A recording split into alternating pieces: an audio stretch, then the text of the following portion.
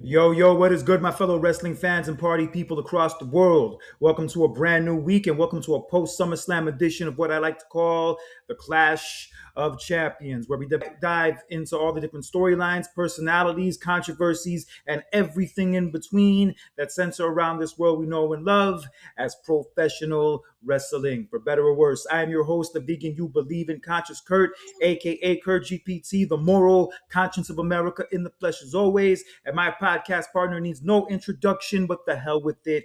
He's going to give y'all one anyway.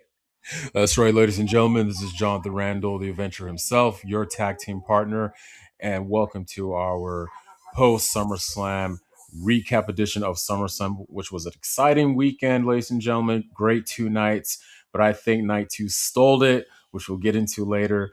Let's rock and roll, Kurt. Yeah, overall, I'll say SummerSlam did deliver in big moments. There were some solid matches here and there, some complaints that I'll get into later, but overall, I'll say it was a satisfactory show. And WWE really needed that with the bad momentum and the criticism they've been getting lately. Definitely. I agree. Despite with them, fumbling the production of too many ads and advertisements, commercials, and whatnot, they And still bad delivered on. storylines. Yeah, Yeah, but any event, like we've said before in this show, and I'll say it again here, WWE deserves criticism for the things they do wrong, but they also deserve praise for the things they do right. I agree. All right, so let's get into night one of SummerSlam. It opened up with the Women's World Championship match as Liv Morgan, in her first televised title defense since winning the title all the way back at WrestleMania, Wow. defended her championship against the 2026 Queen of the Ring winner, the Genius of the Sky, Io Sky. I like how that rhymes. Um, great match to start night one, but Io Sky tried to put up all the stops in this match, though, even though Liv Morgan was getting help from Roxanne Perez and new women's IC champion Raquel Rodriguez, though. Didn't seem like it was going to stop Io Sky, though, but it did help Liv Morgan to get the win and retain her title.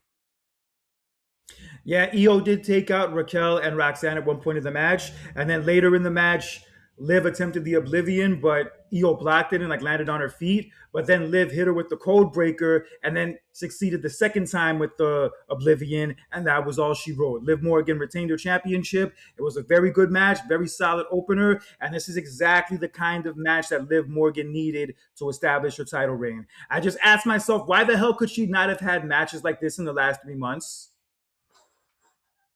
Yeah, not only that, the type of match that she needed, it was the type of win that she needed as well, too, though, because her title reign ever since she won it at WrestleMania this year, Kurt, has been lukewarm. No title defenses, no storylines of whatnot, none of that. And she needed this win and this type of match to validate her title reign moving forward. Yeah, I'm glad that she had this kind of match and that she even won. But I will say she needs to have more title defenses and more matches like this going forward. Oh, oh yeah, she definitely will. Huh. Well, we'll see. We'll see. It was a good opener. It's a sign of good things to come. We'll get into a lot more of that later. But yes, it definitely accomplished what it needed to. Yeah, congratulations to Liv Morgan. She retained her championship. And on to the second match, we had a six-man tag pitting LA Knight, the superstar, the megastar, along with my new favorite comedic act of WWE, not Danhausen. I'm talking about Solo Sikoa, along with Oh. Royce Keys, taking on the bloodline of Jimmy and Jay Uso and Jacob Fatu. And Solo Cole was pretty much the talk of that match. Pretty much stole the match with his comedic efforts. He literally stole Jey Uso's yeet during the middle of the match, Kurt. That was hilarious. In the middle of the Right. match, he stopped the match just like Jay Uso would always do and just started yeeting. Great. It was great. Honestly, that was one of the highlights of night one for me was that. I agree.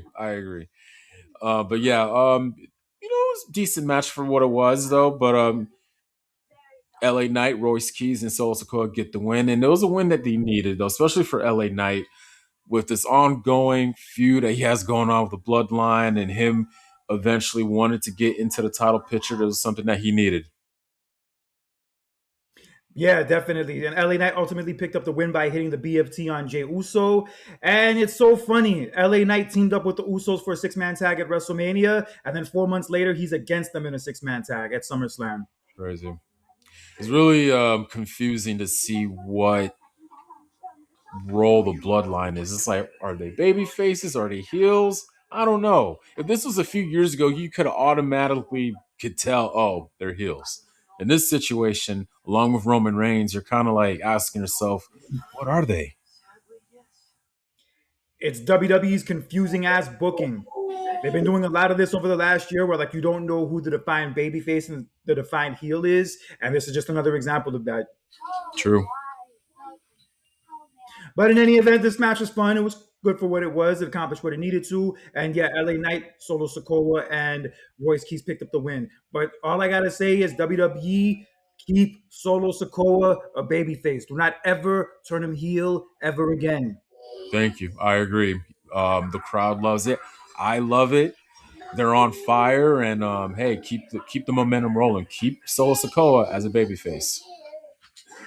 Yes, definitely. And we're going to keep it rolling with this review of SummerSlam as we get into our third match.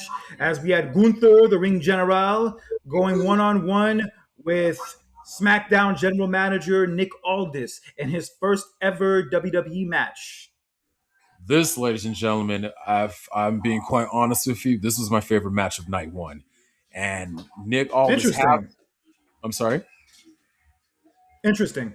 Yeah, this was pretty much. This was.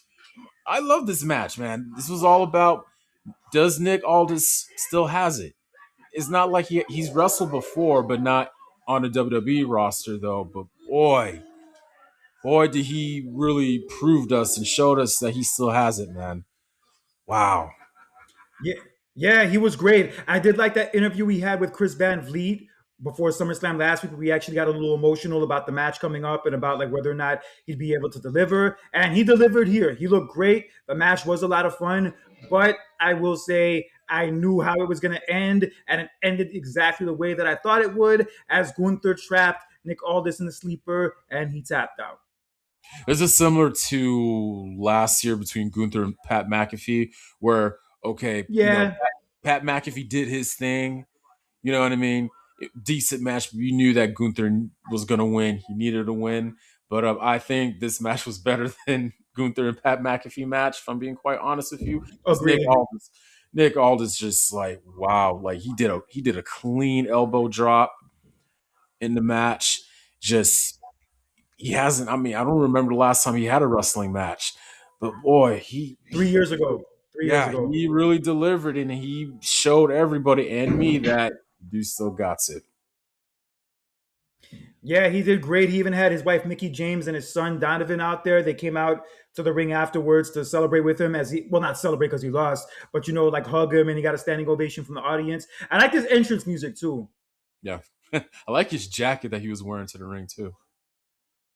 Yeah, hopefully this isn't the last time we see him in the ring in WWE. And after the match, and footage I was not seen on the show because WWE runs too many damn ad breaks during these shows these days. Triple H Right. officially reinstated Nick Aldis as the general manager of SmackDown because he resigned as general manager before SummerSlam to do the match, and he was going to actually stay resigned. He even handed Triple H like a letter saying he was going to be done for good, but Triple H said, "No, I'm not accepting this. You're going to stay the GM." Well, good, good, good thing.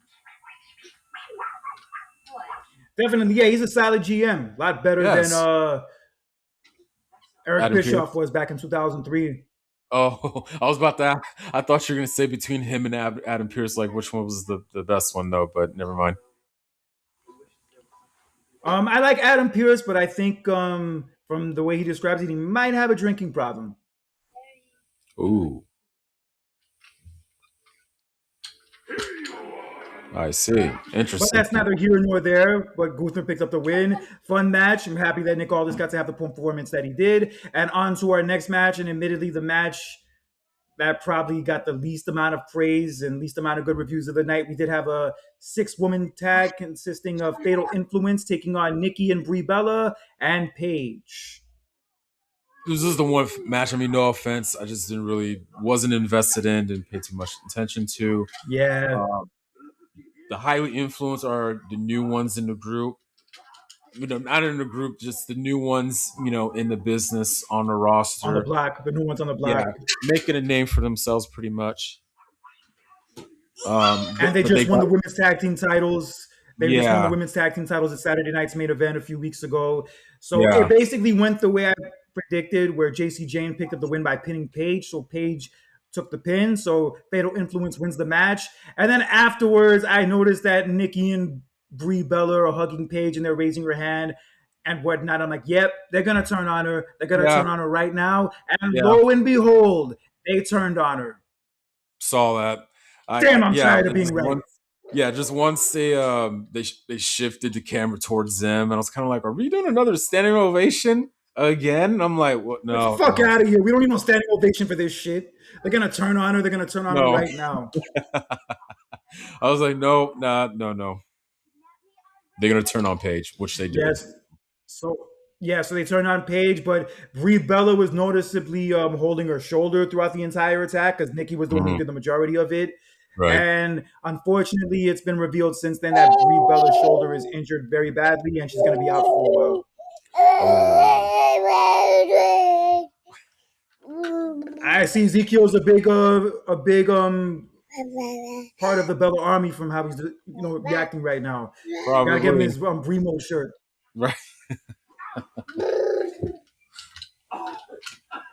Yeah, but in any event, it's kind of sucks though because they were supposed to win the tag team titles at WrestleMania, but then Nikki got hurt before WrestleMania, and now when Nikki comes back, Brie gets hurt. It's Yeah, very he's pissed unfortunate. off about this. Yeah, Yeah. yeah, yeah. Your son's a very big Bellas fan. Yeah, he's not having any of this shit.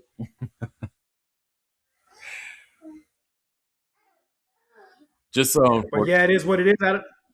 Go ahead. it's My bad. unfortunate, when injuries happen, though. But like I said, I mean, I think it was more about getting highly influenced over and the heel turn, just the betrayal from the Bella twins, pretty much. So Yeah, but I'm not sure exactly where they go from here now because of Brie being hurt. I figured with the Bellas turning on Paige, I would eventually set up a tag match with the Bellas against Paige and AJ Lee whenever she would come back.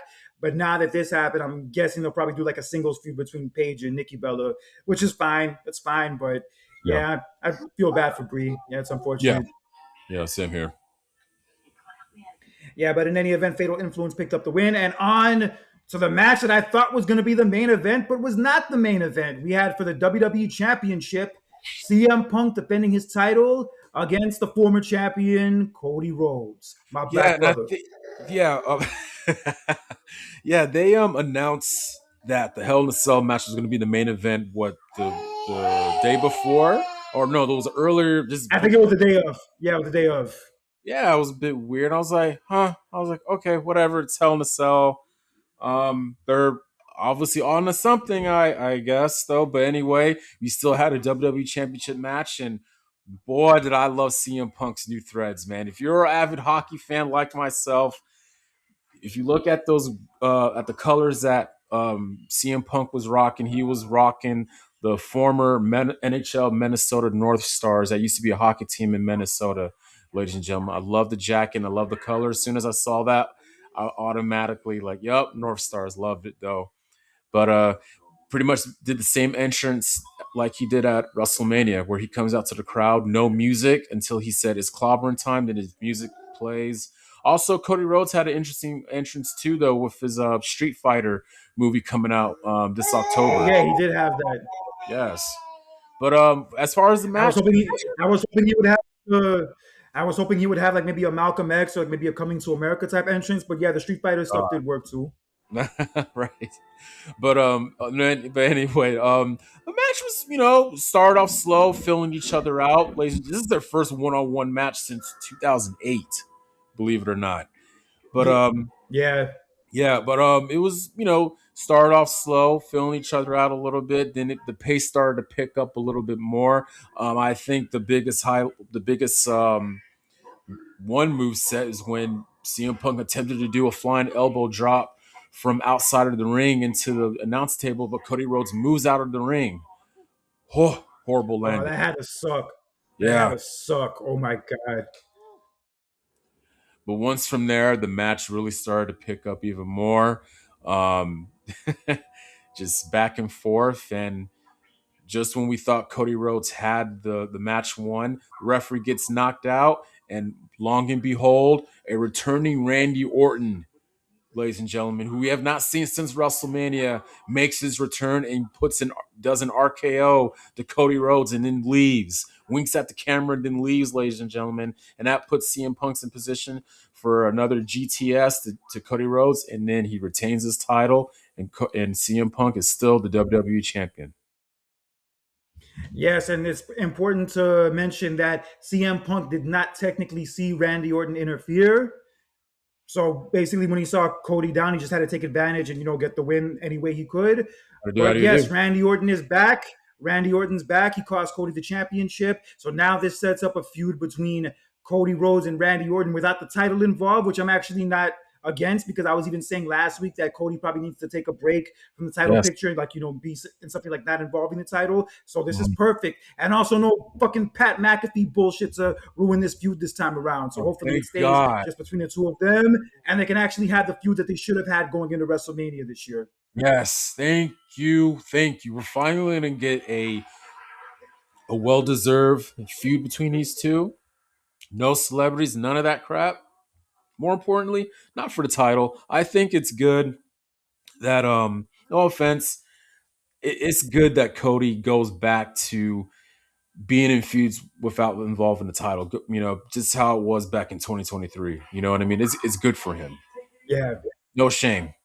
yeah, yeah. Because since he won the title at WrestleMania 2 years ago, even though he's like lost it a couple of times, for the most part, he's just been surrounded in the title picture for the last 2.5 years. So yeah, Yeah. it's good for him to take a break from the title picture with a feud that has that much heat and has that much history where the title won't be really needed. So yeah, it's perfect. It all worked out. And Punk, like we said last week, he literally just won the title a month ago, so there was no Yeah. reason for him to drop the title this soon. So yeah, Yes. it all worked out. I can't complain. The match itself was fine. I think the match really picked up more in the second half, and there was that noticeable Punk moonsault that did not go well in the middle of it. Whatever, he Oh yeah, tried I it, but forgot whatever. about that. Oh. Ooh. All the way it probably should have gone.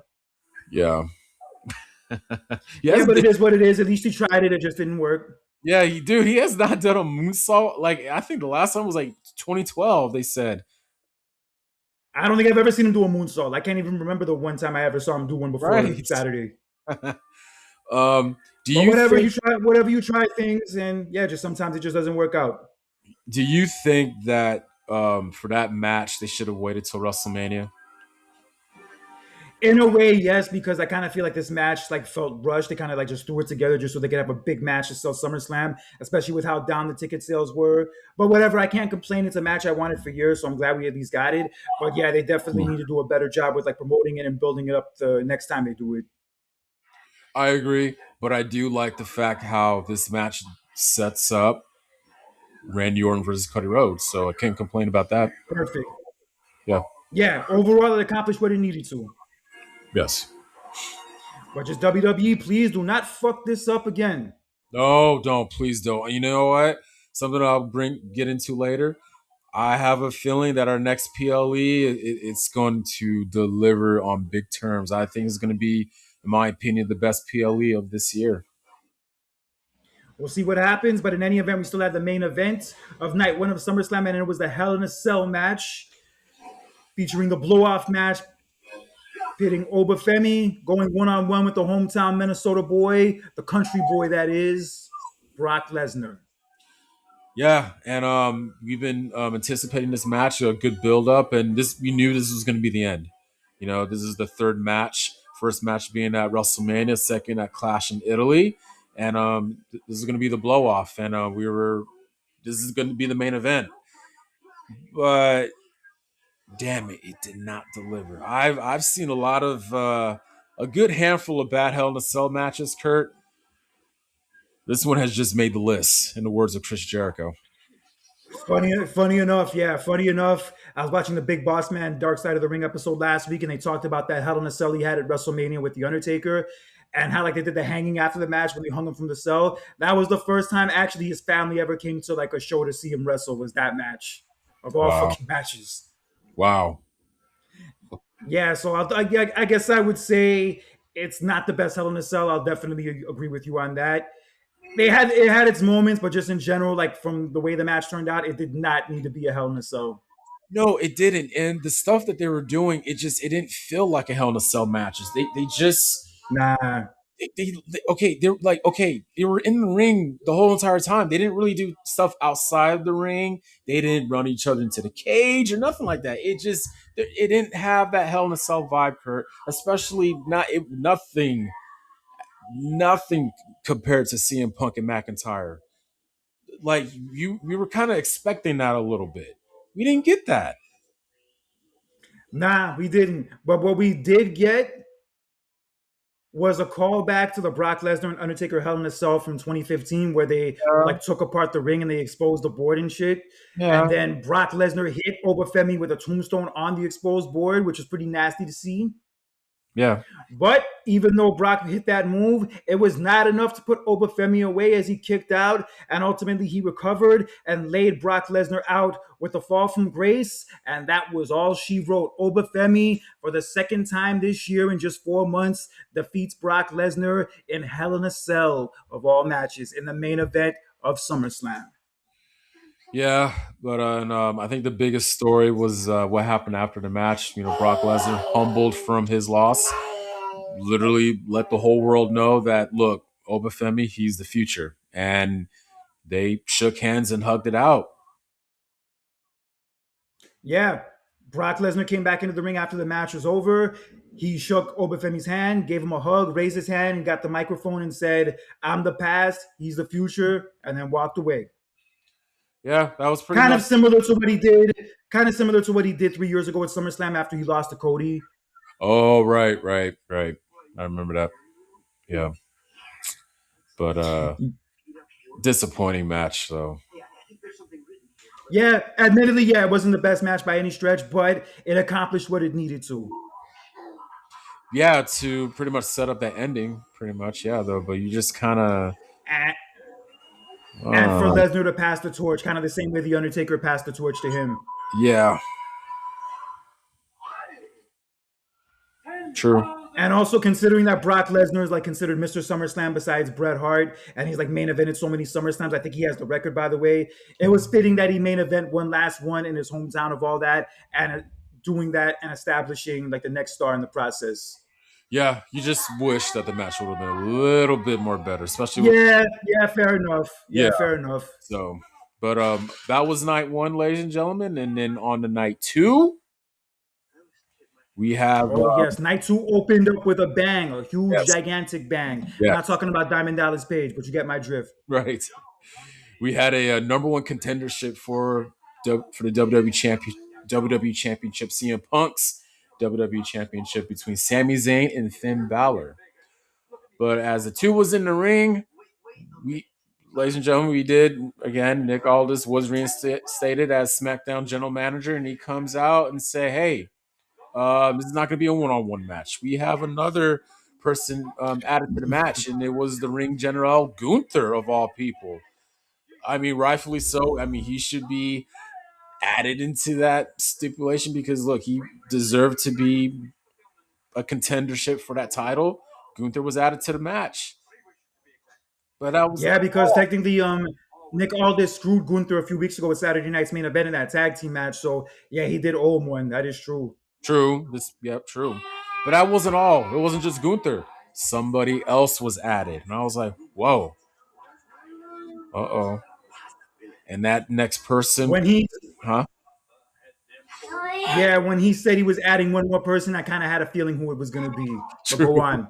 But still, though, just the moment in general, though, we were about to expect was amazing. And that returning person, ladies and gentlemen, was none other than Kevin Owens. That, that Oh arrived to yes, finally he's back. He's a huge yeah, pop, it was ladies and great. gentlemen. Oh, Yeah, I got goosebumps when he came out. Like I was just so happy that he got that reaction. I'm just so happy that he got to like make this big of a return. And you even saw like some fans of the audience crying when he came out. yes, I saw that too. That was just, you could say, Kurt, this was a great, that was a great SummerSlam moment to see him come back. Great. One of the best moments of the whole weekend. Yes. Yeah, I'm so glad that he's back because I remember how bad it looked like when he initially went away a year and a half ago. He didn't even know if he'll ever be able to come back. At a year and a half later, he's back. Good Yes. shit. And it was even what made it funny was this Sami Zayn's reaction though. Like when we saw Kevin Owens return, the camera immediately shifted to Sami Zayn's face, and his facial expression just was priceless. Yeah, but there was one point in the match like where they did hug, and then right after they hugged, they just started throwing hands at each other. Loved it. Just like old times. Hell yeah, just like old times. But yeah, this match was fun. It was like more of a sprint than a marathon, I would say, but it was still good for the time it lasted. And to no surprise, considering that Kevin Owens just came back, he was the one who ended up picking up the win as he laid out his best friend Sami Zayn with a Stone Cold Stunner, and that was all she wrote. Kevin Owens is now the new number one contender for CM Punk's WWE Championship, and I cannot wait for this damn feud to kick off. Oh my Holy god. shit. Oh, these two have history, ladies and gentlemen. Going back to their independent wrestling days. Independent So days. yes, I cannot wait for this feud. I said this on Twitter, ladies and gentlemen, that we are ready for wrestling cinema between CM Punk and Kevin Owens. Cannot wait. I can't wait for the promos. I can't wait for the promos Yes, between the two of them. that's the one. That's the one I'm nailing on, Kurt. Is the promos between these two. They have not seen each other since CM Punk returned back in 2023, which was backstage. Well, well, they had a couple interactions. I remember last year before the Royal Rumble, since like Owens was in the title match Oh with yeah, Cody, they had like a segment on SmackDown like before the Royal Rumble to kind of like yeah. tease that maybe they would face each other. Mm-hmm. But I do know like the history between the two of them, how like they never really got along back in the day. Another person CM Punk didn't get along with back then, but I'm really looking forward to this feud. Yeah, this is definitely a feud I'm sold on, and a feud that might maybe keep me watching the product. Kurt, SmackDown's gonna. Remember how last week we talked about how SmackDown is, they're slowly, gradually starting to make some changes. How they're trying to be, Yeah, improvement. Oh man, think about this. Let me tell you the roster: CM Punk, Cody Rhodes, Gunther, Randy Orton, Kevin Owens, Sami Zayn. Kurt, dude, yeah. they yeah, they're on the verge Yeah, of being the SmackDown is better slowly looking Raw. better. Yeah, slowly, SmackDown is looking like it's getting better. Hopefully, it Yes, stays on this positive trajectory, but only time will tell. But yes, yes, they're welcome back, Kevin Owens. I'm really thrilled that he's back. He even gave a shout out to Rebel from AEW, who I'm sure many of you know was dealing with ALS. yeah. He mentioned that during the post show. Yeah, how like she was like very inspiring to him for like his comeback and whatnot. So yeah, shout out to Kevin Owens. Very happy that he's back, and yeah, the product can only be better with him back now. Yes, so glad he's All right, so on to our next match. Yes, so am I. But yes, on to our next match for the United States Championship. We had the champion Trick Williams with Lil Yachty in his corner defending against the recently returning Baron Corbin. Some people were saying this match was going to be a dud. It was okay for what it was. It was fine. Yeah, it was Yeah, fine. I was really surprised of the result. Actually, um, Little Yachty got laid out for the first time, ladies and gentlemen. Yeah, he got put through a table. Well, he barely kind Yeah, of went through it. He kind of like slid through it, but whatever, it still happened. I applaud him for it though, for taking the bump. I Yeah, me applaud him for it. too. Yeah, And but yeah, as the referee was distracted by this, Baron Corbin hit Trick Williams with the United States title, then laid him out with the End of Days, arguably the most protected finish in WWE, and that was all she wrote. Baron yeah. Corbin is now the two-time United States champion. And I Again, see Ezekiel's not a fan of his. no, he was not. And like I said, I was actually surprised. I was not expecting Baron Corbin to win that match. I was kind of on the ropes about it because he just came back, but whatever. I mean, I don't hate it. We'll see what comes from it from here. Maybe they'll do a triple threat of the next PLE or on SmackDown with the two of them and Carmelo Hayes. And yeah, we'll see how this goes. Yeah, And he said during the post show that he was going to shave that white fur off that belt. I don't know. What was your take on that belt, Kurt? It's fine for Trick Williams' character. Like I get it. Like a lot of wrestlers have had their own like custom made belts. Like Austin with the smoking skull belt, Cena with the spinner belt. So yeah, fuck it. Let Trick Williams have his own title belt. Yeah. I just don't like it because it's fur and I'm a vegan, so that's the reason why I wouldn't like it personally. Right. But in any event, Baron Corbin is your new United States champion. Yes, Ezekiel is not happy about this at all. Maybe that or Carmelo Hayes getting left off the card, but it is what it is. So let's get on to our next match for the interim WWE Women's Championship. I don't know why they're doing this, but whatever. We had a Or ladder match pitting Charlotte Flair, Jade Cargill, who did a nice tribute to Prince, Minnesota's own. I really liked yeah, how that all came about. loved it. I Yeah, immediately saw her yeah, outfit. I was like, Jade. Yeah, Jade always slays it with the outfits and the entrances. You could never take that away from her. I have to say that was her best outfit. I've seen a lot of good outfits from her though, but that's like my all-time favorite one. Yeah, definitely one of them that's up there. So we had Yeah. Charlotte, we had Jade, we had Lash Legend who qualified after squashing Julia last week, along with Women's United States Champion Tiffany Stratton, Minnesota's own, and Chelsea Green. Let's put you up. Hold on, bro. Hold on, dude. Hold on. No problem.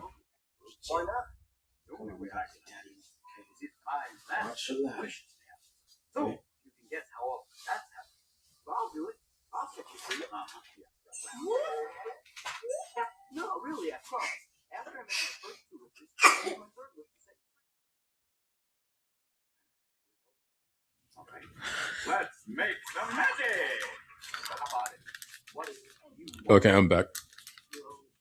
All right, so yes, we had this ladder match pitting all the women, and I remember Jason Salamancer talking about this match last week, saying that there's no in between for it. It was either going to be really good or really bad.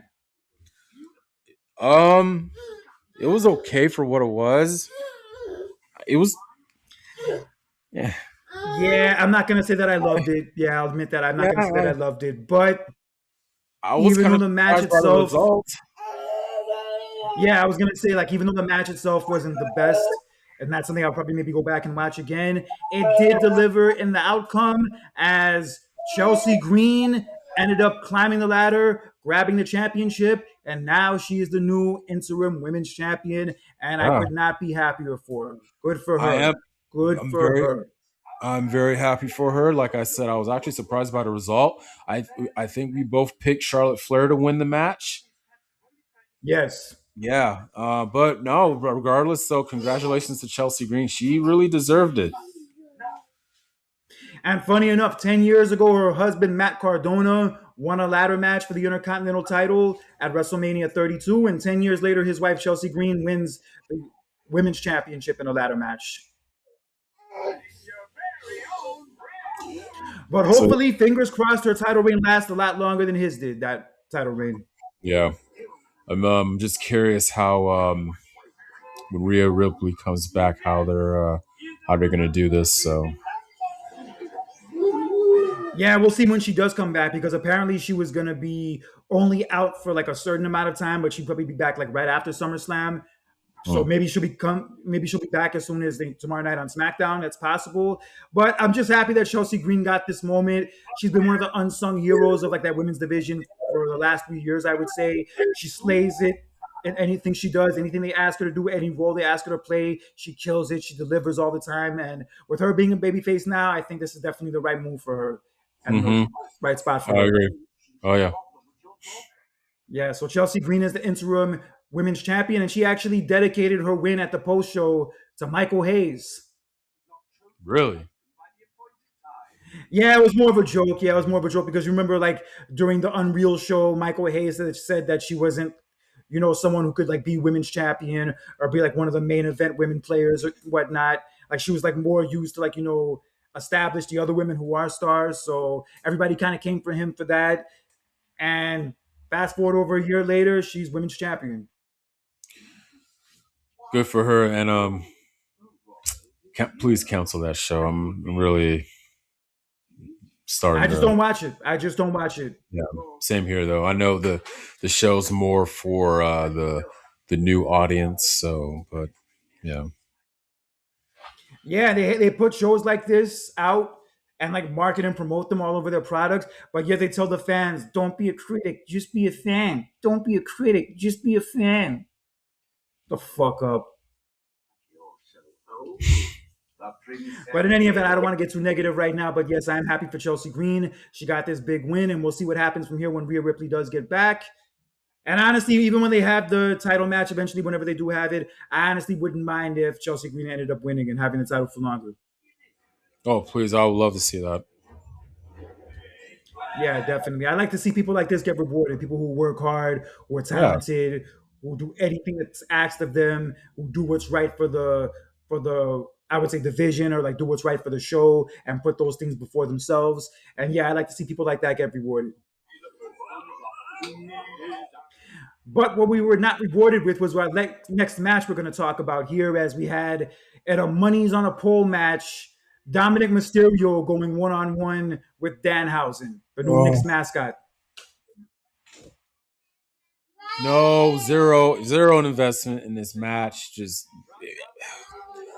of course, JD Yeah, I didn't McDonough care. I didn't care either. interfere in this match, and then was it Danhausen's little mini me's interfered too, and just Danhausen And Joe climbs in. Henry. Oh yeah, Joe Henry too. And then yeah, Danhausen picks up the win, gets his money, or I'm sorry, Dominic Mysterio's money's kept it. Of course. Which turned out to be fake money actually, because yeah, he pulled it out of the bag and just like started throwing it into the crowd, giving it to little kids and whatnot. Yeah, it was like some Count Dracula money bullshit. And You know, yeah, it was, Dominic was about to grab it, and yeah, Dominic was about to grab it, and then Danhausen like said he was cursed, and then the pyro went off on Dominic, so he fell off the top rope, and then Danhausen got the money, threw it in the air like it was at some nightclub or something, and then that was that. which was it was insulting how that match actually got a video package out of all the matches. They're really behind Danhausen, son. I mean, look, the character's not my cup of tea per se as far as matches go, but he's Yeah, entertaining. I get why people yeah, like he him, is. and So I'm grateful for what he did for the Knicks, so I'm not going to shit on him. you're forever going to be in debt because of that. I might even dress up Uh, like him for Halloween with a Knicks jersey. right. All right, but anyway, yeah, that was that. So on to one of the matches I was looking forward to the most for the Intercontinental Championship. We had Penta defending his title against the hometown hero, Chad Gable. Yes, and this was the mid card version of Cody Rhodes finishing his story. This was about Chad Gable finishing his story. For the longest time, he's been chasing after that Intercontinental Championship belt, and this was his moment, and he got that moment, Kurt. Yes, he did. He had his family there. Like he had his like wife, his kids, like his in-laws, his own, like I think his brothers and sisters and whatnot. They were all out there. And yeah, the match was good. I do think it was a little too short for the story they Mm. were, presenting it as, and for like how big of a match it was. I think it was could have been a couple minutes longer. But in any event, Chad Gable eventually trapped Penta in the ankle lock in the middle of the ring, and then Penta quickly tapped out, which is kind of surprising. But it is what it is. It gave us the outcome that we were hoping for and praying for, and it finally happened. Chad Gable finally, after 10 years, wins his first singles title in WWE in his hometown, that being the Intercontinental Championship. And yo, that's another dude I couldn't be happier for. So happy for him. So happy for him. Well deserved. Finish his story in his hometown of Minnesota. And I was happy that Penta handed him the belt and they shook hands and It mutual was respect nice. between the two. Yeah. Yeah, I'm disappointed that the match kind of suffered for time constraints. I feel like if there was any match from both nights that suffered from the time being cut short for those stupid ass ads, it was this one. Yeah. But at least it gave us the moment we were hoping for and the moment that we wanted. And it finally happened. Chad Gable finally wins the Intercontinental title. His family came into the ring to celebrate with him. Some dumbass like root beer mascot was also standing on the apron celebrating with them too. Yeah, I thought they were going to do some kind of angle. I thought they were going to do some kind of angle with that where like maybe somebody was hiding under the mask and going to attack him. But now it's just to plug one of the stupid ass ads. yeah, I saw that. I was kind of like from a distance. I was like, "What is that?" And it was like, "Is that like the what Minnesota Golden Gophers mascot or something?" I was like, "No, it's the root." I'm like, Yeah, it was stupid. again, man, the Stupid. advertisements is advertisements, man. It's like they're pushing that down our throats. It's like they're pushing the ads like they're pushing like your top stars. Yeah, I was hoping that dude would get knocked off the apron at some point, but it is what it Oh. is. Yeah, they need to do something about that shit ASAP. Because yeah, for one, like I said before, I feel like if there was one match from both nights that suffered from the time constraints, it was this match. I've Right. even noticed just in general for the undercard matches for the PLEs now, like the undercard matches like don't get the time that they really deserve. Like this match being one example, and also Liv Morgan and Stephanie Becker from WrestleMania being another example. Yeah, where they just like Mm. cut these matches that should get like a decent amount of time, they cut them in half for like another stupid ad break. Yeah, I know. Stupid. That's a big slap in the face, especially when you have a marquee matchup. We're gonna cut it short so we could, for advertisements. I hate it. I Yeah, hate it. Like it's stupid. I ask myself, since when did professional wrestling get so codependent on advertisements, man? It's like we get it. You want I sponsorships and all that remember, stuff. Don't push it. Don't push the envelope. Don't go overboard. yeah, I remember like when they first started putting like the ads on the mat, like how Hate it. upset you were about that. And I said, like, yo, it's no big deal. It's not that serious. And you were like, no, it is that serious. But Yes. looking back at it now, I get it. Yeah, because like that shit is too much. That shit is too fucking much. Dude, they even like will implement it in the matches, like because you mentioned about the mascot, right? So you go back to night Yeah. one. Look, I love video games. I love Gears of War is like one of my favorite games I like to play, especially when I was in high school. But they had to implement that into the entrance leading up for the 6-man tag between the Bloodline and Solo, Royce Keys, LA and LA Knight. Knight. That, I thought it was a bit like too much. Yeah, I get it. But yeah, with that aside though, and with the match being a little shorter than it should have been aside, and at least, like I said, delivered in the way it needed to, I'm really happy that Chad Gable finally got to have this moment after so many years, after all the hard work he put in, after surviving that Shorty G bullshit they had him do all those years ago, for him to go from all of that to being Intercontinental Champion in his hometown. Yo, it's a beautiful thing. It is. All right, so congratulations to Chad Gable. Hope he has a great title reign. And on to the main events of night two for the World Heavyweight Championship for the very last time, possibly. We had the champion Roman Reigns defending against his former Shield mate. And back for one night only, Mr. Wacky Ass Outfits himself, Seth freaking Rollins, looking like a mid 90s Batman movie villain, to say the very least. Literally. He looked like a mixture It should have between been a part Bane. of the Riddler's crew in Batman Forever. He looked like a mixture between Bane and Joker, Kurt.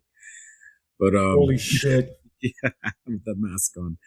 But oh man, um, best match of both nights. Agreed. So much emotion, just raw emotion throughout that match, man. You just words cannot describe how amazing the match was. Just the near falls. I love how they took the match outside of the ring. Biggest takeaway from that match, Kurt, was both were doing the moves that Dean Ambrose did, or John Moxley, whoever you want to call them. Seth Rollins does that patented clothesline that he does, where he kicks his feet up, when he does the Irish whip and does the clothesline, and then Roman Reigns follows with the Dirty Deeds DDT. Yeah, that was great. I also liked when there was one point where Roman powerbombed Seth Rollins through the announce table, and then Rollins right afterwards powerbombed Roman through the other announce table. So that was great. Oh, And oh, even makes it even better. What made it even better is how they both did their own finishers on each other. Yeah, Seth they Rollins did. had the spear, right? But what surprises me even more was the fact that Roman Reigns did the curb stomp to Seth Rollins. I don't Wow. think I've ever seen him do that before. No, never. That wow. That man, I'm telling you, man. And they got to a point they got a smack talk between each other and back and forth hitting and punches. I'm sorry, it just raw emotion, dude. And this is when it really hit me the most. So Roman Reigns had opportunity to make things even. Finally, did something, or I mean, he's done it before though, but really, put the nail in the coffin, do the same thing what Seth did to him 12 years ago, and that's hit him with the steel chair. And Roman hesitated, and he threw the chair out of the ring. It's like, you know what? No, I'm better than this. That was the turning point. That was the moment where Roman kind of like, I need to move on from this. That was this powerful storytelling in that match, Kurt. Yeah, but it almost backfired on him when Rollins like laid him out with the curb stomp, and then he was about to hit him with the curb stomp from the top rope, and then Roman escaped it, hit him with a spear, then hit him with a second spear, and hit him with a third spear, pretty much as like pretty much to like kind of represent all three members of the Shield, and that Mm, third spear ended up being what did the job as Roman Reigns got the win, retained his championship to no surprise, and what was also one of the highlights of this entire match and whole scene, if you want to call it that, is when Roman and Seth did the fist bump one last time, as the Shield would always do back in the day to end SummerSlam. wow. I said this after the match, and I mean it. Two things. Number one, we just witnessed probably one of the greatest main events in SummerSlam history. And number two, Agreed. yeah. And number two, I think myself and everybody was ranking CM Punk versus Roman Reigns from WrestleMania as match of the year. I think this match has now been dethroned. That It's hard to say. Yeah, between both of them, it's kind of really hard to say which one is the better match. But yes, it was definitely a great match. I wasn't expecting any less. And hands down, the best match of the entire weekend. It yes, delivered in every single department from action, storytelling, and satisfying conclusion. And yeah, not enough good things I could say about it. It was definitely one of the highlights of the yeah. entire weekend. I know I've been kind of MIA from wrestling more or less the last few months, but it's matches like this and moments like this that are the reason why I will always be a fan until the day I die. Same here. It's stuff like that is why I love professional wrestling. I always would say this to non wrestling fans. Professional wrestling is not always about two people in the ring beating each other up. There's a story within a story. You have to ask yourself, what is the reason why these two people are fighting each other? Is it because do they hate each other? Is it trying to be the best? What's the underlying story? What's the realism between two people or more that wants to get in the ring and do what they do? That was a prime example of it.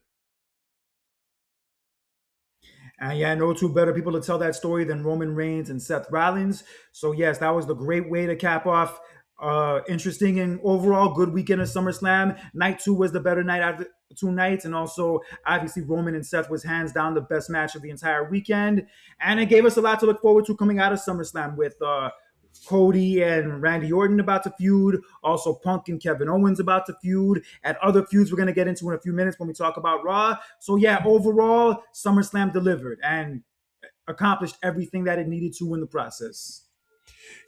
Yeah, it really did a good job in setting up moving forward what we're gonna be in store for in the future. So they did a really good job on that. At this, when you have wrestling shows or matches like that, when you want to set up moving forward, perfect. Yeah, I would say overall, I'll give SummerSlam as a whole for the whole weekend maybe 7.5 out of 10. I think overall, altogether, it was better than WrestleMania was. Okay. Um, 7.5 out of 10. Yeah, it sounds about fair. Yeah. But yo, Conrad Thompson's wildin', son. Conrad Thompson said recently coming out of SummerSlam that Roman Reigns is the most overrated main eventer he's ever seen. It's a dumb take. That was a very dumb take. He even said himself before he said it that this is going to be a wild take, but you can disagree with me if you want. That he's just very overrated. He's shoved down our throats, and he's basically just Goldberg with longer This is matches. not 10 years ago.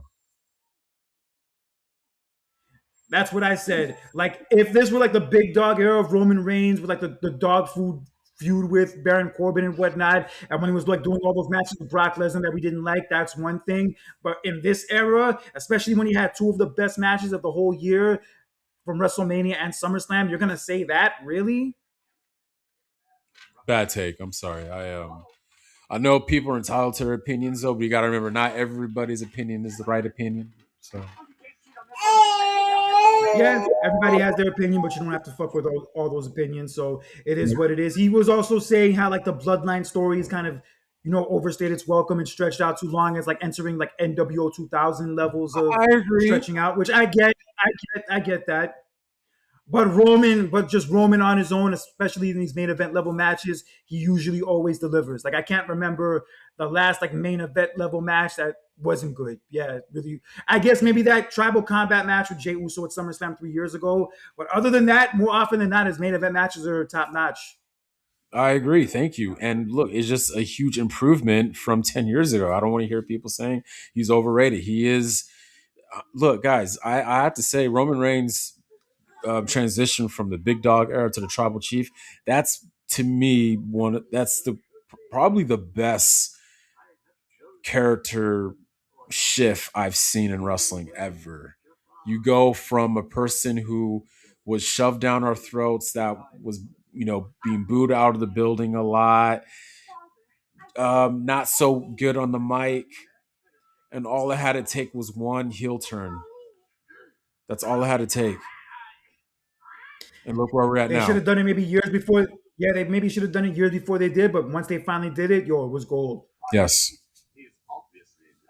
But in any event, yes, that was SummerSlam. That was both nights of SummerSlam. Yeah, very satisfactory show overall. So now we get into the following Monday on Raw. We had a couple of interesting segments that set up feuds going forward, including one that opened the show involving Roman Reigns himself and also LA Knights. great segment, and this was about LA Knight, stating his case that I should be next in line. I beat your cousins, and I should be next. And Roman's pretty much like, look, you need to get in the back of the line. Just because you beat your cousins and you're wearing a your Walmart cheap Walmart watch, literally, ladies and gentlemen, he made fun of LA Knight's watch. Doesn't mean that you're a mega star. Doesn't mean you deserve to have a title shot. Hey, how does he know he got that watch from Walmart? Maybe he got it from Target. Because he was talking about his own watch, which was he even had the cameraman zoomed in on his own watch, talking about this is what a megastar looks like. Like he had like it wasn't a Rolex or something. I don't know what he was wearing though, but yeah, he was. I thought that was hilarious. Yeah, so yeah, it looks like we're gonna get Roman Reigns and LA Knight at some point. Roman Reigns Right? even bitched out his cousins backstage afterwards because of the fact that they lost at SummerSlam. So it may be looking like they might actually be defined as heels soon, but we'll see how it goes. Mm, And that kind of led into the main event of Raw, where Jacob Fatu went one on one with Royce Keys in a street fight, and yo, Jacob Fatu beat his ass. yeah, Royce Keys was bleeding from the mouth. I think Yeah, after I that saw it. tongue death grip, but still though. Yeah, it was very brutal to see. I'm just happy that Jacob Fatu's like back to being a killer because he was like more being like Roman's lackey in recent months. So I'm glad they're getting back to this. And as the show was ending, they had like a conversation backstage between Roman Reigns and Rey Mysterio. And I was kind of like thrown off by this that they would end the show this way and for this to even happen. But come to find out now, there's going to be a AAA tournament taking place over the next few weeks to decide who's going to challenge Roman Reigns for the championship when Raw heads to Mexico in middle of September. I like it. And speaking of AAA, ladies and gentlemen, there's a you know, hopefully if it pans out right, I'm trying to attend Triple Mania next month in September. Oh, that'd be awesome. Yeah, that'd be dope. Mhm. Yeah, so we have Roman and LA Knight, and also that tournament to decide who Roman will face in Mexico next month. And also on Raw, we had Liv Morgan celebrating the fact that she retained her title at SummerSlam, but she's not going to have too much time to celebrate as now she has not one, but two potential challengers for her championship. And those two potential challengers are going to be both the returning Becky Lynch and also the returning Stephanie Vaquer. Yes, ladies and gentlemen, that just made it even better because it was so funny how last week Yes. we were just talking about Stephanie Vaquer and she is back, ladies and gentlemen.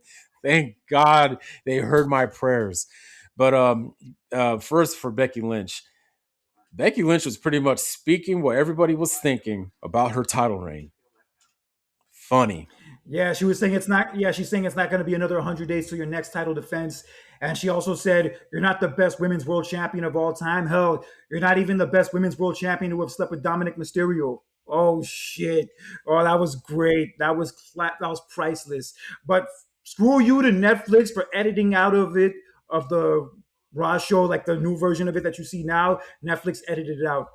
I hate it when they do that.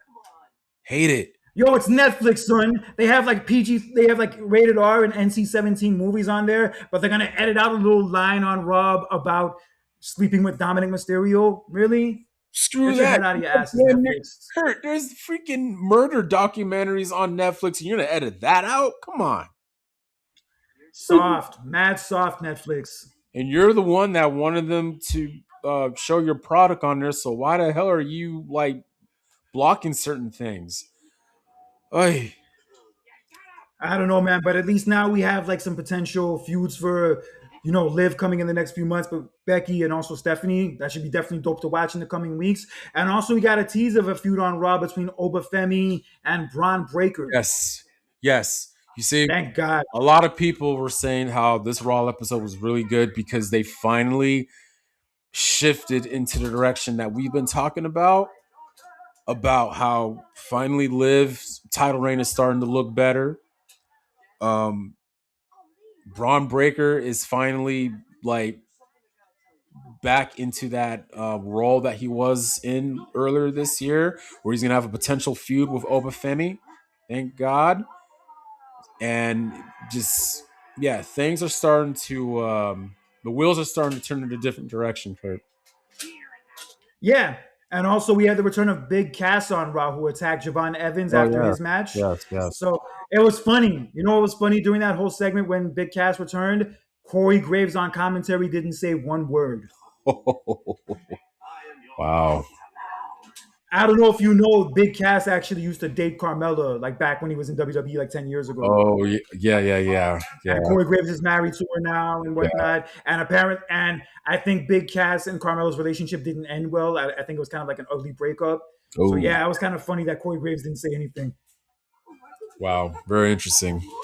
Very, very, very Well, interesting. welcome back to Big Cass. I'm Yeah. glad he's back. I don't know if Enzo Amore is going to come back at some point, but No, whatever. It was still nice to see him back. But no. yeah, Raw after SummerSlam gave us a lot to look forward to in the coming months. And I'm not going to get too excited too fast because they still have to, do the follow up in the next few weeks. But from what we saw from SummerSlam and also Raw Monday, there is a lot to be excited about. That too in SmackDown. And not only that, there's a lot to be excited for a potential card, which could be a very good PLE for Money in the Bank next month, Kurt, because look, we potentially we're gonna get No. Money in the Bank isn't until October. Money in the Bank isn't oh, I until thought it like I was think September. October. Holy cow. Nah, Money in the Bank isn't in. Nah, next month all we get is that Sunday night main event. Right. Okay. Well, huh. And then Money in the Bank is going to be October 10th. Okay. Well, potentially if they take their time and don't rush things, we could see CM Punk, Kevin Owens for Money in the Bank. We could see Roman Reigns versus LA Knight for the title at Money in the Bank. The men's Money in the Bank ladder match, ladies and gentlemen. Sami Zayn will be involved. Javon Evans, Gunther potentially. Finn Balor. Yes. Trying to think. Oh, Seth Rollins. I saw this too. Chad Gable versus Big Cass for the IC title. We'll see. Well, I don't know about that match so much, but we'll see. I'm just saying, like the card from what I was from a post that I saw when I saw the projected potential card that could happen, I was like, oh wow, oh, I could Yeah, there's a definitely. lot to be excited about, coming out of SummerSlam and also Raw. So I'll give them that. It kind of seems like maybe they're like listening to the complaints and all the criticism they've been getting lately and maybe trying to do something Good, about it. And good. apparently because of and apparently a bunch of the Netflix executives were like at Raw last week when that Danhausen and Joe Henry segment bombed so badly. So apparently like Netflix is putting pressure on them to, clean up their shit. So hopefully that was a kick in the ass that they needed to like, stop with the fuckery and actually put on some better shows. Yeah, I was very pleased with Raw, Bo. I was very pleased with Raw, and I am looking forward to SmackDown this upcoming Friday. Yes, so am I. But one person who will not be a part of either of those shows ever again, it seems, is Brock Lesnar, as he was on the Pat McAfee show this past Tuesday, and he officially announced that he is retired. And he said he knew for sure that he needed to retire at WrestleMania when he took the fall from grace from Oba Femi. Like once he took that move, he said, "Yep, I can't do this anymore." And that pretty much explains why we got, like, I guess the extended feud we got, and I guess that explains why he did what he did at WrestleMania initially, and also explains like what happened at SummerSlam, why he did what he did for Oba after the match. So yeah, Brock Lesnar is officially retired. I was saying initially before that I would believe it when I see it because of how he tricked us at WrestleMania, but from the way he endorsed Oba at the end of SummerSlam and just probably described everything and whatnot, it does look like it that he is done. I had a feeling that he was going to retire. I'm not surprised in a way because, I mean, after all, SummerSlam was in his hometown. So, especially after how it ended, I don't see anything else that he could do moving forward. So, Yeah, he went out in the main event of SummerSlam, a show that he had many memorable moments at a couple. I'm sorry. Yeah, he went out in the main event of SummerSlam, a show where he's had many memorable moments over the years in a Hell in a Cell against the next big star who many people compared to him and his hometown. And yeah, he endorsed the dude and like made the dude look strong in the strongest way possible. So yeah, I don't think there's any more for him to accomplish. I mean, I know those Saudi paychecks and whatnot are appealing and all that, but as far as like capping off a career, especially for him, there was no better way for his career to end than the way it did at SummerSlam. I So if agree. this is really it, if he's done, if he's retired, then yeah, it's for the best. I agree. I just like I said, I don't see anything Great, else for him, and that was like the perfect way, do the perfect send off for him, especially the fact that was in his hometown. So, crazy. I remember he debuted. He debuted with WWE when I was in the ninth grade. dude, I was fourth grade. Yeah, it's crazy. Wow. And his first run only lasted 2 years. He had that great first run where, yeah, Yeah. he wins King of the Ring. He beats Hogan by referee stoppage. He beats The Rock for the title at SummerSlam. He beats Undertaker in Hell in a Cell. Wins the Royal Rumble. Beats Angle for the title in the main event of WrestleMania. That probably hands down the best rookie year in WWE history besides Kurt Angle. Mm-hmm. Yeah, so he had that first 2 year run. Then he left. Then he went to UFC, became a UFC champion, became probably their biggest draw. Then came back to WWE in 2012 in that great angle the night after WrestleMania 28 when he attacked John Cena. He had that great match with Punk at SummerSlam 2013. And obviously, he ended the streak of The Undertaker at WrestleMania 30.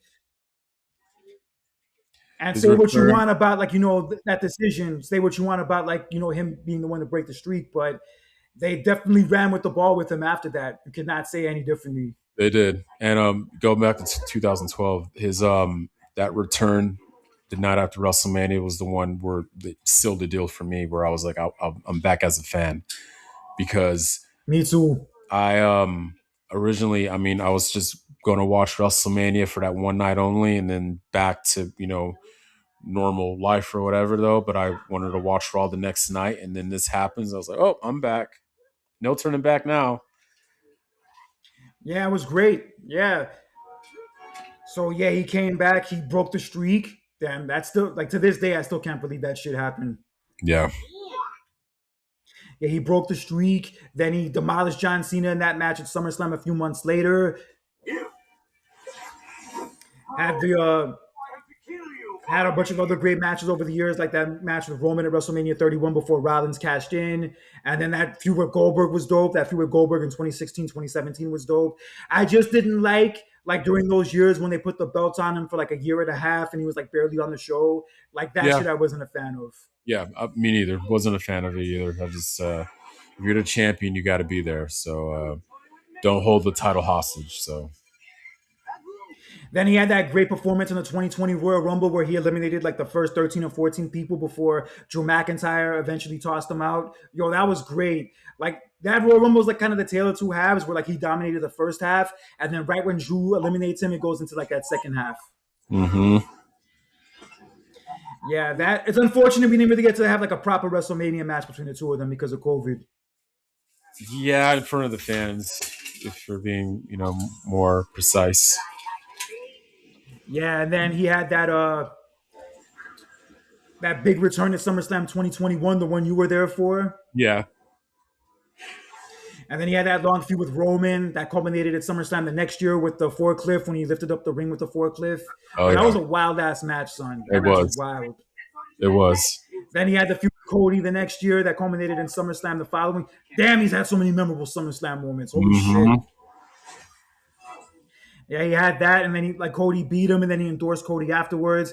And then I got to be there last year for his return at SummerSlam that kicked off his like last feud with John Cena. John Cena even hinted like during his retirement run right before he retired that Brock was probably going to retire at SummerSlam this year.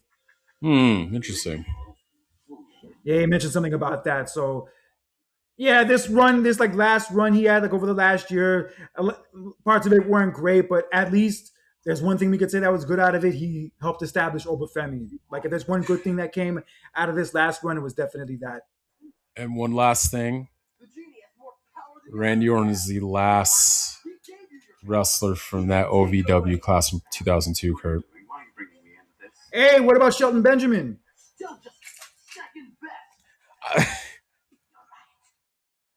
I mean, as Shelton far as Benjamin's still WWE, wrestling. yeah, I know, but as far as WWE though, but when you think about that class, so you mainly think about Orton, Cena, Batista, and Lesnar. I understand. I get it. Yeah. Yeah, from like who are like still technically in WWE. Yeah. But you're Yeah, right, though. Shelton so Benjamin is still, yeah, you're right. yeah, hell of a career. Definitely, in my opinion, on my Mount Rushmore of heels. And Really? yeah, Hmm? Interesting. Yeah, my Mount Rushmore of heels are Brock Lesnar, Triple H, Ric Flair, and Vince McMahon. Okay. I initially had Ted DiBiase on there, but I swapped Ted DiBiase for Brock Lesnar. Ah, But yeah, hell of a career. One of the craziest, freakiest athletes I've ever seen in wrestling, period, past or present. And all the years I've watched wrestling, and probably the years I'll continue to watch wrestling after this, I have and will never see another athlete and another specimen like Brock Lesnar was. no. Like Batista said this about Lesnar a long time ago. He's like a modern day, real life Ivan Drago. I must break you. If he dies, he dies.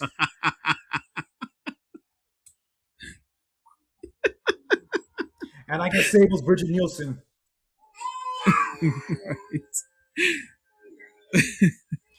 Hell of a career, many memorable moments he was a part of, and yeah, there'll never be another like him. All right, but let's send our congratulations to Bianca Belair and Montez Ford as this past Tuesday they gave birth to their son. Oh yeah, congratulations to them. I heard about that. Literally, like Yeah, the day. congratulations to them. Go ahead.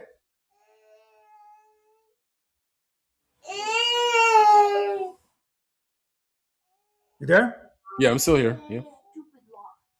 Yeah, congratulations to them. I remember when she did the big reveal at WrestleMania, how big of a deal that was, and all like the paternity pictures she's been showing ever since, or her out and about with Montez, like showing off the baby bump and whatnot. And now they're finally parents together of their first child.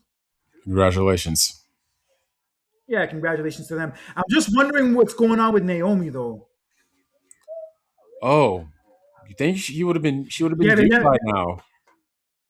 yeah, she would have had her baby by now because she left like a year ago now. Like now it's been like a year since she left when she said she was pregnant. And Wow, yeah, it's been a year and like they haven't revealed that she had her baby at all. I gotta look that up. Yeah, it's very odd. I mean, hopefully everything's okay and whatnot, but yeah, it's kind of odd that she, yeah, still hasn't had the baby yet. Hmm. Either that or they're really, really keeping it private. But I mean, Hmm. hopefully she's okay. Yeah. And also, let's send our condolences to the Funk family as former NWA champion and brother of Terry Funk, Dory Funk Jr., passed away at 85 years old. Ooh. Yeah, I heard about that. Condolences to him and his family. Apparently, he was the second longest reigning NWA champion in history behind Luthez. Oh wow, interesting. Yeah. He was the brother of Terry Funk. They actually teamed together at WrestleMania 2. I don't know how well you remember WrestleMania 2, but they actually had a match together on that show against Junkyard Dog and Tito Santana. It's probably one of the WrestleManias I really didn't pay attention to. So Yeah, not a it's big not good. one. Yeah, I know Yeah, it's not good. It's yeah. not good, but unfortunately, I watched it a lot when I had the WrestleMania box set, and yeah, that was one of the matches on the show. Hmm. But yeah, rest in peace to him. Condolences to his family, and it's kind of sad how like the newer generation of wrestlers and performers that kind of don't know their history and don't know the old school wrestlers. Because I heard like a few weeks ago Tiffany Stratton like pronounced Sergeant Slaughter's name as SGT Slaughter. Oh, Yeah, okay. yeah, weird. Hmm. Yeah, but rest in peace to him. And also, I've watched the Dark Side of the Ring episode last night of Renegade. Do you remember the Renegade? From WCW. Yeah, the Ultimate Warrior knockoff. Yes, yes, yes, yes. Oh God, they did that dude no favors with that gimmick. Oh my God, just watching the highlights of it because I haven't watched the highlights of that in years, like probably since I was a kid back then. Damn, son, damn, they fucked that dude from the very start. Wow. Gotta. Yeah, it's because they couldn't get Ultimate Warrior. They couldn't get. They were like teasing this surprise for weeks. Hogan was saying on TV, "I have an ultimate surprise. I have an ultimate surprise," and it ends up being this dude, Wow. Dollar Tree Ultimate Warrior. That's basically what it was. Yeah, I gotta look that up definitely. Yeah, but I feel bad for the dude. I kind of feel bad for the dude in the sense that he was kind of put in that position right away, and you could like tell like early on that it wasn't going to work, and that he was inexperienced and he wasn't ready for that spot. And within a few months, he kind of fizzled out. Hogan kind of kept his distance from him also, and yeah, he was kind of like just a like a dude lost in the shuffle there until he ultimately got released. And right after he got released, he ended up killing himself. Oh, Yeah, and how sad old? man. Yeah, very sad. Wow. He was probably like in his 30s, somewhere in his 30s. I remember when he died too. It was like in '99. Hmm. Yeah, really sad, man. You see some real fucked up stories on these documentaries. Wow. Like in the Big Boss Man episode, I didn't realize Big Boss Man had an addiction to somas like in the later years of his life. Somas. Yeah, like it's like the muscle relaxer a lot of the wrestlers would take, where like some say it would like numb the pain, but apparently it doesn't really numb the pain. It just makes you forget about it. Oh wow. Yeah, because he had a lot of back pain and knee pain, like in the later years, like in the those latter WWE years in the Attitude Era, like when he was like teaming with Bull Buchanan and whatnot. Yeah. And then he ended up quitting after Mr. Perfect died because him and Mr. Perfect were really close. And his wife even left him at one point because of his addiction. And then he like wanted to shape up and like be better. And then like him and his wife got back together. And like even though he was in a lot of pain, he decided to stop doing the drugs. And then a year and a half later, he's like sitting on the couch and he's like saying that he'll be up in a minute to tuck his daughters in. And then he never got up off the couch. Damn. Sad. Yeah, that story of him dying was very heartbreaking. I almost choked up. Wow. Yeah, people forget how big of a star he was, especially in that Hogan era. Yeah, he was a big deal with the action figures, with the wrestling buddies, with the theme song. Yeah, Big Boss Man was a huge part of that, golden era. Wow. Yeah, and crazy enough, he was my age. He was like roughly about my age when he died. Hmm. Yeah, some sad shit you see on these documentaries. But yes, anything else you want to get into, my brother? No, that's about it. I can't wait for SmackDown, and just the wheels are turning right now into the right direction. So, will me and Kurt will be keeping you updated on that news like we always do. And subscribe, like, and subscribe to our podcast, ladies and gentlemen, on Spotify, on YouTube as well, to see our video edition of our shows. And also follow us on Twitter and on Instagram as well at champs.clash. And also, if you have any questions, any inquiries of any kind, ladies and gentlemen, email us at champs.clash.pod@gmail.com. Yeah, holler at us. Let us know what you think. And at midnight tonight, my album Straight Out of 1986 will be all available on Spotify, YouTube Music, Apple Music, etc. Yes, it is 20 years of all of my writing, all of my lyrics put together in a 20-song album generated by AI but written by me. Congratulations, man. I'm definitely going to be Thank you, listening to man. that. Check that out. Yeah, it's basically the theme of the album is that this is the year I turned 40. I was born in 1986, obviously. So to commemorate that, I put together an album honoring all the different music genres that I grew up a fan of, such as hip hop, R&B, EDM, reggae, Latin music, rock music, you name it. All those different genres are all over these albums with different concepts, different stories, different perspectives. Yeah, just me telling my story through multiple different music genres, but you get the real me in all of it. Even though I didn't really record it myself or any of that jazz, it's all written for me and it's from the spirit and the soul of me. Nice. You hear that, ladies and gentlemen? Check that out. Drops tomorrow, and with me. One more thing just to mention about that. I have two specific songs on there I know you're gonna like. I have a song called Cobra Kai and I have a song called Corey and Topanga. Oh, that's interesting. I'm gonna check those out. Yeah, Yeah. that's interesting. Wow. Yeah, man. All right, so I'm also going to the Blade Rave tonight to celebrate. Right. Yeah, hopefully I make it out of there alive and like the vampires don't come attack me and blood doesn't like rain from the ceiling and all that shit. But yeah, it's gonna be popping. I got my red shirt all ironed up. Yeah, it's gonna be a vibe. Nice. And it's only a 10-minute trip from my new apartment too. It's not gonna be a far commute for me. No Oh, more long ass like hour 20-minute commutes from Long Island to the city anymore. that's not bad. Hell no, it's not bad. But anyway, yes, follow us on our social media, subscribe to our YouTube page. We would love to debate and talk to you guys about these topics in a healthy way, keyword healthy way. And yes, until next time, for John Vandal, this is Conscious Kurt with another edition of Clash of Champions. Take care. God bless. Enjoy your weekend. Stay cool out there, especially in New York, because it's hot as fuck today. And remember, most of all, don't be an asshole and a douchebag in real life or social media, because that toxic bullshit is for the birds. Kurt, I'll take anything in New York over what I'm dealing here in Vegas. It's dry and it's hot. It's horrible out here. But anyway, ladies and Yeah, I feel you. right. But anyway, ladies and gentlemen, as I say, stay safe, stay blessed, and always stay adventurous. Especially in the bedroom. Holler.